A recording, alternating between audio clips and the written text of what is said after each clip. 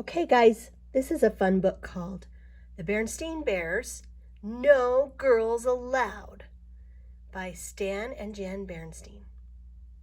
Hey, wait a minute. That doesn't sound very nice. I'm a girl.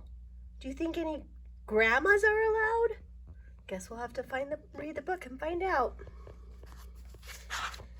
No girls allowed.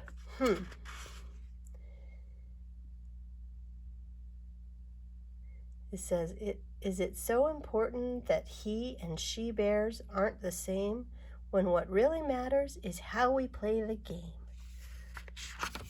Let's see what happens in this story.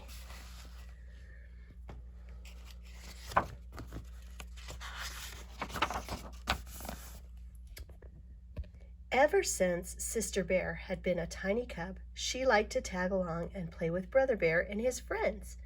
It was a bit of a nuisance because she slowed down their running. Wait for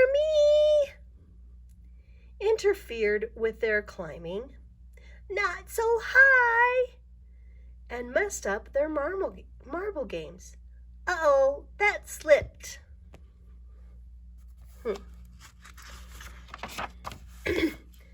But as she grew older, things changed. She liked to tag along with her older brother and his friends, and it was no longer a bit of a nuisance. It was a big nuisance. She got to be a fast runner and outran Brother and his friends. Look at her go, said Papa. She got to be a good climber and outclimbed them.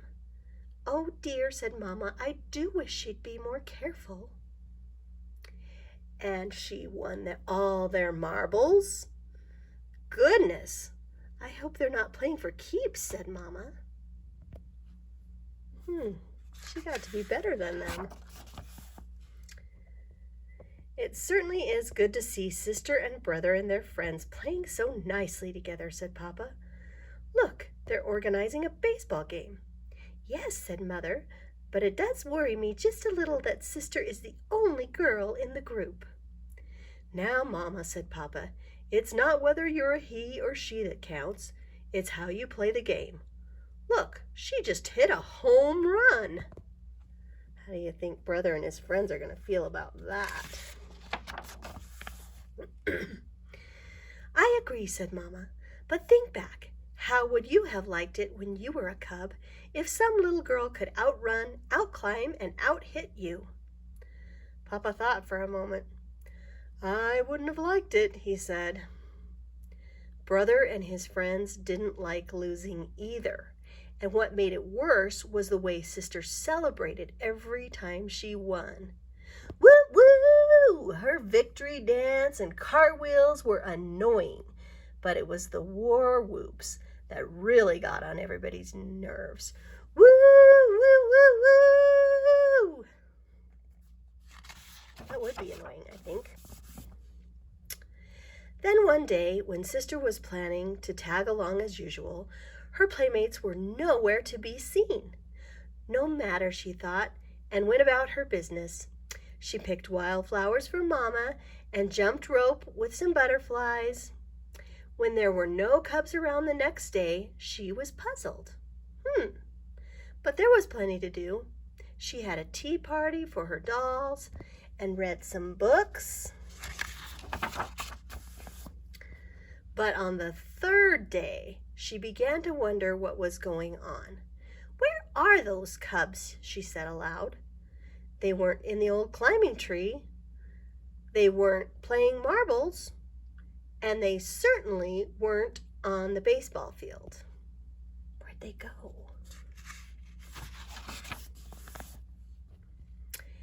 As she stood on the deserted field, wondering where everybody was, she heard voices. They sounded like cubs' voices, and they were coming from the thicket. She followed the sound into the thicket. What were those cubs up to?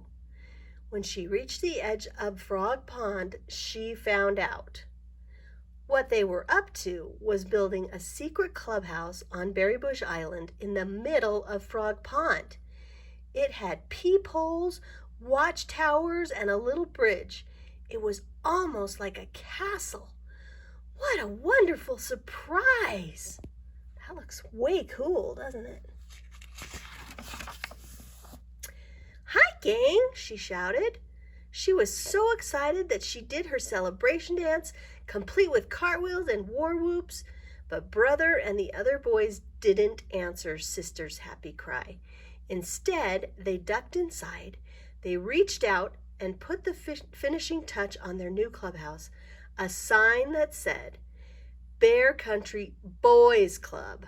No girls allowed. Hey, does that seem fair?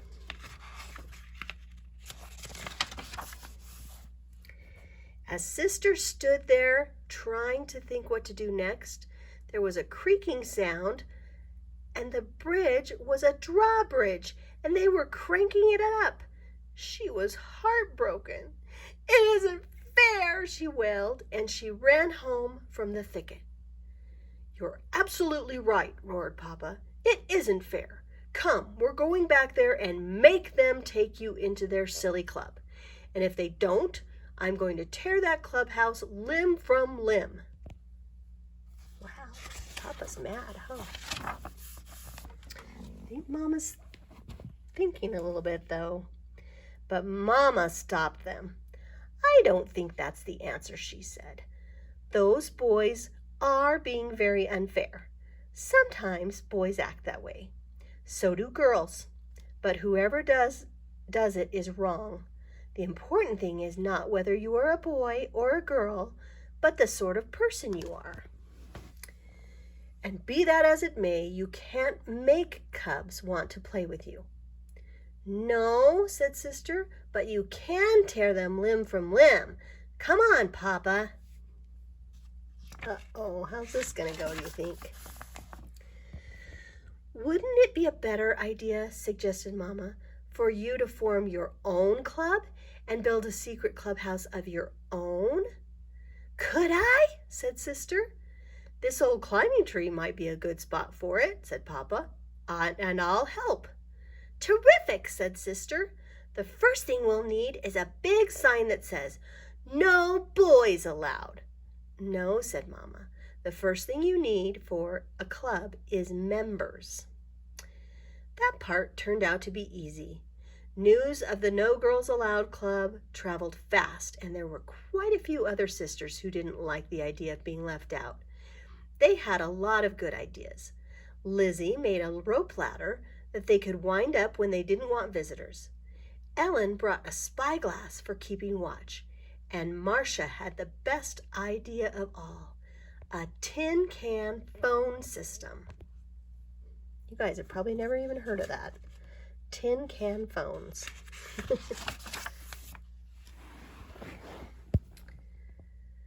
With Papa Bear's help, they built a very fine clubhouse high up in the old climbing tree. Now for that sign, said Sister. Those boys were just being mean because I out-hit them and won all their marbles. They're bad losers.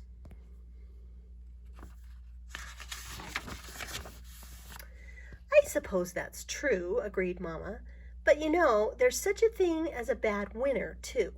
Someone who makes a big, braggy show every time she wins. Sister Bear knew exactly who Mama was talking about. But it still isn't fair, Sister said. Well, said Mama, I think we can work things out. But first, we have to celebrate the opening of this very special clubhouse with some very special refreshments. Barbecued honeycomb and salmon. That's what bears eat. Doesn't sound good to me. Now, if there's anything cubs are crazy about, it's barbecued honeycomb and salmon. Girl cubs and boy cubs. So Papa loaded up the barbecue. The yummy smells reached into the thicket and floated right under the noses of the members of the Bear Country Boys Club. Bear Country Boys Club.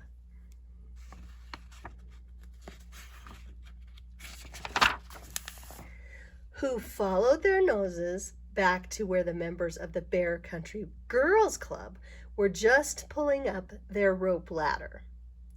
"Something sure smells good," said Brother, speaking into the phone. The girls took a vote and decided to invite the boys up for honeycomb and salmon. Well, that was nice of them. "How would you like to come back to our place for dessert?" said Brother. "Our berry crop is ripe for picking." Sounds like they're sharing, huh? "Love to," said Sister, and while the whole gang headed for Frog Pond, Brother ran ahead and quickly changed the clubhouse sign to say, "Bear Country Boys Club. Girls welcome." The berries were delicious. Why do you think all of a sudden they can all be friends again? Do you think the girls showed them how to share and that made the boys want to share? Maybe. The end. I love you guys, boys and girls. Mwah.